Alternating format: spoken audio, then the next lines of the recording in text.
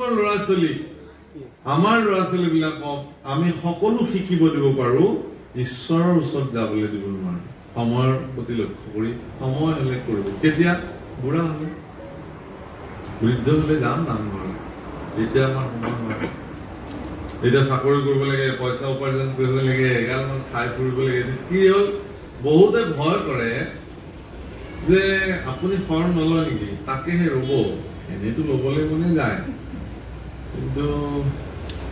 কিন্তু আহে কিন্তু মানে প্ৰথম কথা হ'ল কি আমি আৰু দিয়কচোন এতিয়া ইমান ত্যাগ কৰিব পৰা হোৱা নাই খোৱা লোৱা কথাই বাৰণ কৰি দিব আৰে প্ৰথম প্ৰশ্ন এইটোৱে খাবলৈ মানা কৰে নেকি গুৰুৱে আকৌ আৰে ভাই কোনো গুৰুৱে মানা নকৰে ময়ো এইটো গুৰু আসনতে বহি আছো মই কৈছো যি মন যায় খাওক আপোনালোকে কোনে মানা কৰিছে খাব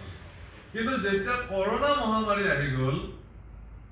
তেতিয়া সব ঠাণ্ডা হৈ গ'ল সব ঠিক ঠাক হৈ গ'ল অত নাখাওঁ অমুক নকৰো তমুক নকৰো হেন তেন দেন দেন যেতিয়া ডাক্তৰে ক'লে যে আপোনাৰ মানে হেৰিটো ক্ৰছ কৰিছে দেই লিমিটটো চেনি আপুনি বন্ধ কৰি দিয়ক আয়ো এই গোল্লাটো দেখিলে মন যায় খাবলৈ কিন্তু ডাক্তৰে ক'লে গতিকে নাখাওঁ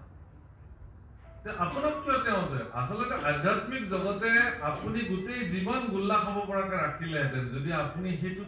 আজ্ঞা মানিলেহেঁতেন খাদ্যটোক আহাৰ হিচাপে মানে আধ্যাত্মিক জগতে এটা কথা কৈছে নিৰ্ণয় কৰিছে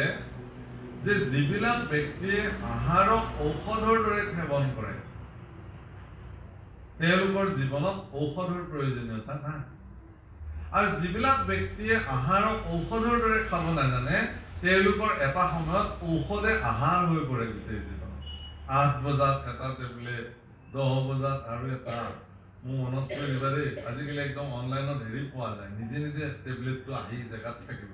মানে ইমান টেবলেট হৈ গ'ল দিনটোত তেওঁ মানুহবিলাক 17-18টা টেবলেট খাব লাগে গতিকে গণ্ডগোল হৈ যাব কাৰণে তেনেকুৱা ধৰণৰ মেকানিজিম ব্যৱস্থাই আছে টেবলেটবিলাক ভৰাই থৈ দিলে হ'ল নিজে নিজে আহি জেগাত থাকিব টুকটুককৈ সময় খাই থাকিব মানে তেওঁৰ জীৱনত এতিয়া টেবলেটে আহাৰ হৈ গ'ল কিন্তু গুৰুৰ ওচৰত আশ্ৰিত হলে গুৰুই যদি ক'লে যেতিয়া গুৰুই ক'ব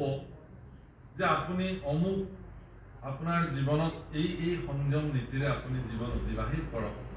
তেতিয়াহ'লে তেওঁৰ জীৱনত আৰু এনেকে গণি দিনটোত 17টা 18টা টেবলেট খাব নালাগিব